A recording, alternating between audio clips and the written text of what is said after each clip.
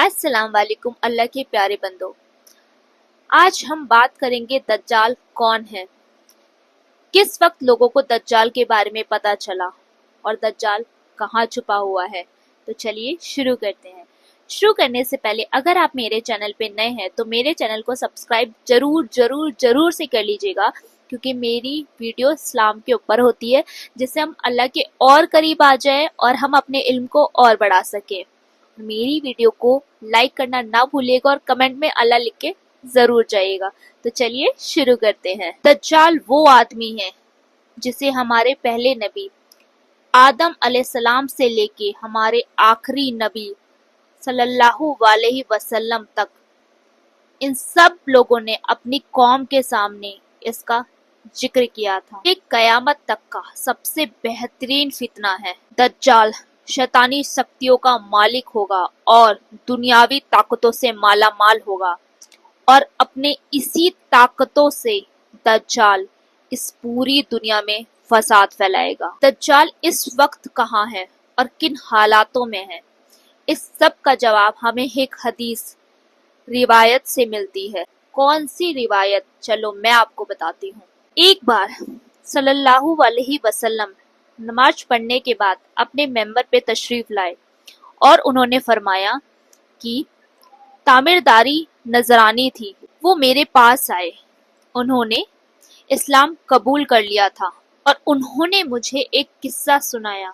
वो किस्सा मेरे उस बयान के बारे में होगा जो कभी मैंने जिसका जिक्र आप सब लोगों से दज्जाल के बारे में किया था। तमीम दारी ने बताया कि वो एक कश्ती में सफर कर रहे थे, ऐसी कश्ती जो समुद्रों में चलती है। मेरे साथ कबीले लकाम और जाजम के 30 लोग और भी थे। जब वो लोग समुद्र में सफर कर रहे थे तो समुद्र के तूफान ने उनका 1 महीने तक तमाशा बनाया, और जब तूफान रुक गया तो उन्हें चीजें धीरे धीरे साफ नजर आने लगी। तो उन्होंने देखा कि मगरिब की जानिब एक जजीरा नजर आ रहा है। तो उन लोगों ने अपनी छोटी छोटी कश्तियां ली और उनमें बैठकर वो उस जजीरे पर आ गए। तमीम दारी ने बताया कि जब वो उस जजीरे पर उतरे तो वहां उन्हें अजीबो गरीब एक मखलूक नजर आई, जो ना इंसान थी ना जानवर, और उसके जिस्म पे बहुत सारे बाल थे। वो लोग उसके पास गए और उससे पूछा कि आप कौन हैं? तो उसने बताया, मेरा नाम जसासा है, मैं दज्जाल का जासूस। जसासा ने हमें बोला कि तुम लोग वहां मेरे साथ गिरजे में चलो, वहां एक शख्स तुम्हारा इंतजार कर रहा है।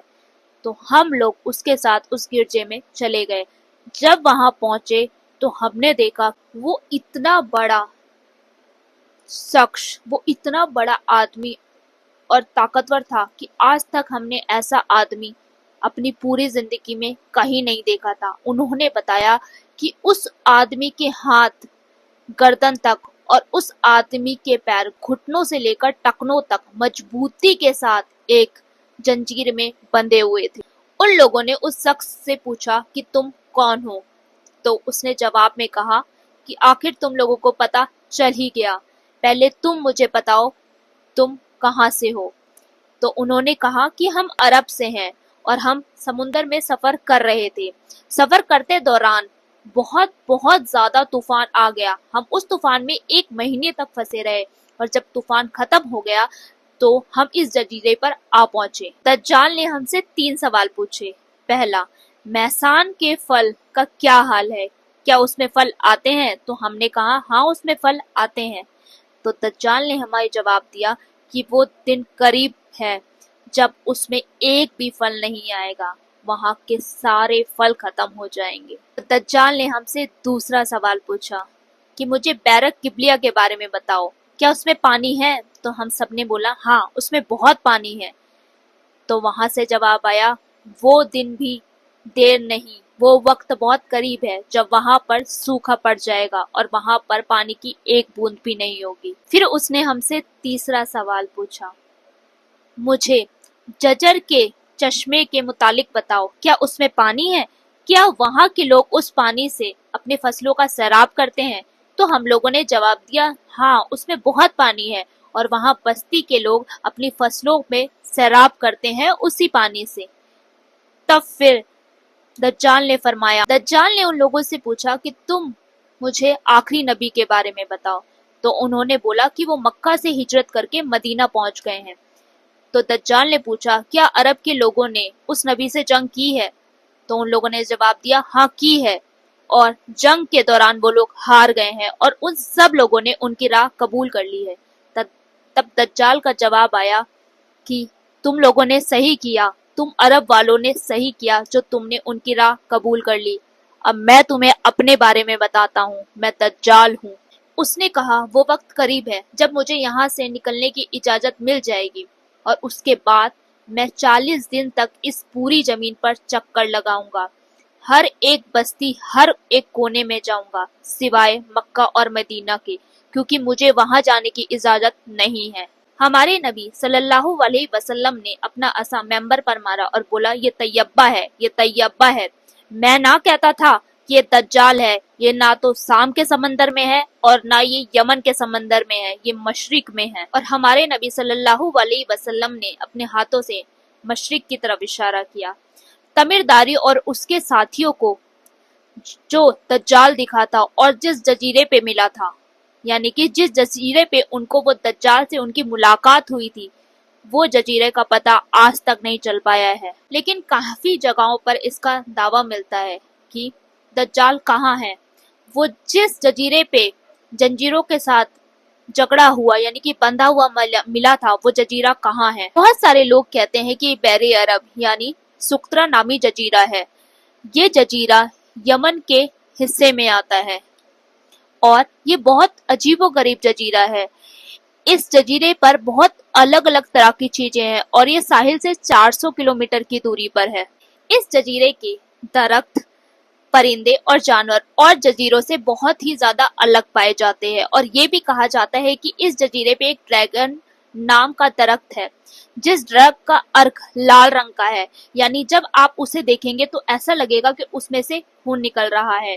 اور اس جزیرے میں 700 طرح کے الگ الگ درخت اور جانور پائے جاتے ہیں۔ یہاں پر ایک ہوک ناپ کی گفا ہے۔ اس گفا کی لمبائی 3 میٹر ہے۔ پورے مشرق میں اتنی بڑی لمبائی والی گفا کوئی بھی نہیں ہے، اور آپ کو جیسا پتا ہے کہ ہمارے حدیثوں میں یہ لکھا گیا ہے کہ دجال مشرق سے آئے گا، اور وہ مشرق کی ایک ایسی جگہ میں چھپا ہوا ہے، وہ ایک ایسی جگہ پہ ہے جہاں سے وہ پورے مشرق کو نقصان پہنچا سکتا ہے۔ ایسی نشانی کو دیکھتے ہوئے، ایسی نشانی جو ہم دیکھ رہے ہیں اس کو دیکھتے ہوئے بولا جاتا ہے کہ یہ سقطرہ جزیرہ ہی دجال کا جزیرہ ہے۔ کچھ لوگوں کا کہنا ہے کہ اٹلانٹک سمندر کے اندر برموڈا ٹرائینگل دجال کا جزیرہ ہے۔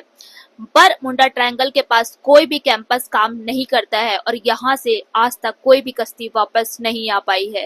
ایجپشن محقق اشد داؤد کے مطابق برموڈا ٹرائینگل کا ایک بہت بڑا حصہ دجال کے اندر ہے، اور اس نے ٹرائینگل شیپ کے بہت سارے قلعے بنا رکھے ہیں۔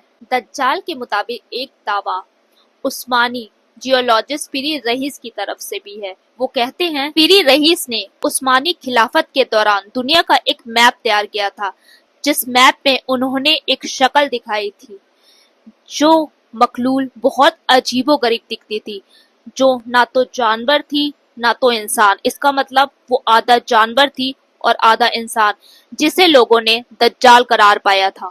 ترکی کے مشہور رائٹر کسران بکران نے اپنی ایک کتاب میں لکھا ہے کہ دجال ایک جزیرے میں قید ہے، جہاں وہ اپنے فالوور یعنی اسرائیل اور امریکہ کو آرڈر دیتا ہے، جہاں پر امریکہ اور اسرائیل کے بحری جہاز اس جزیرے تک جاتے ہیں اور اس سے ملاقات کرتے ہیں، اس سے آرڈر بھی لیتے ہیں، اور وہ انہیں بتاتا ہے کہ آگے کیا کرنا ہے۔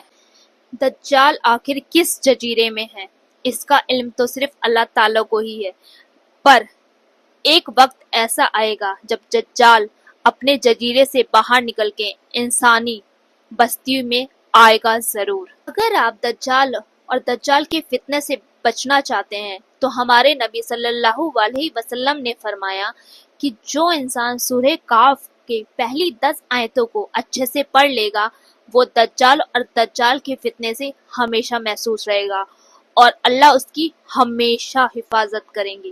آئی ہوپ آپ کو یہ ویڈیو پسند آئی ہوگی۔ ملتے ہیں نیکسٹ ویڈیو میں بہت ساری ویڈیوز لانے والی ہوں. میں نے ایک پروفٹ سیریز بھی سٹارٹ کی ہے, تو میرے چینل کو سبسکرائب کرنا نہ بھولیے تاکہ ہم اپنے اسلامک علم کو اور بڑھا سکیں. ویڈیو کو لائک ضرور کر دیجیے گا, کمنٹ میں اللہ ضرور لکھیے گا. تب تک کے لیے اللہ حافظ.